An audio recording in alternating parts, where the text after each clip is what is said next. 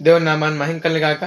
మరొకసారి కలిసిన వాక్యాన్ని దేవాదేవుడు మనకు అందించినందుకు దేవుడికి వందనాలు చెల్లిస్తూ, ఈ దినమందు మనం వాక్య భాగంలో ధ్యానించుకోబోతున్న విషయం ఏమిటి అంటే, ఈ దినమందు బైబిల్ గ్రంథం ఓపెన్ చేసి చదువుతున్న సమయంలో సామెతల గ్రంథం 27వ అధ్యాయంలో మనం ఒక మాట కనిపిస్తుంది. ఏమిటంటే, లోపల ప్రేమించడం కంటే బయటికి గద్దించడం మేలు అనే మాట కనిపిస్తుంది. హల్లెలూయా!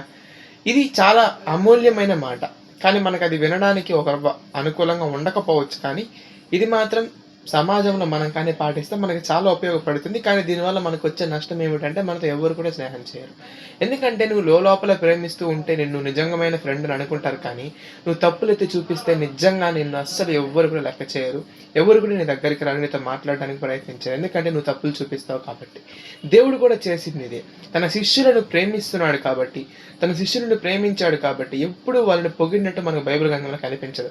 అవిశ్వాసులారా అని తిట్టినట్టు మనకు కనిపిస్తూ ఉంటుంది. మందమతులారా అన్న మాటలు కనిపిస్తుంటాయి. అనగా వాళ్ళని కరెక్ట్ చేయాలని అనుకున్నాడు. కానీ ఎప్పుడు కూడా వాళ్ళని ప్రేమిస్తూనే గద్దించాడు. కానీ ఎప్పుడు కూడా వాళ్ళని తక్కువ చేయాలని దేవుడు అనుకోలేదు. కాబట్టి ఇలాంటి వారుగా తయారు చేయబడతాం. ఈ వాక్యం దేవుడు దీవించి ఆశీర్వదించిన గాక. ఆమేన్.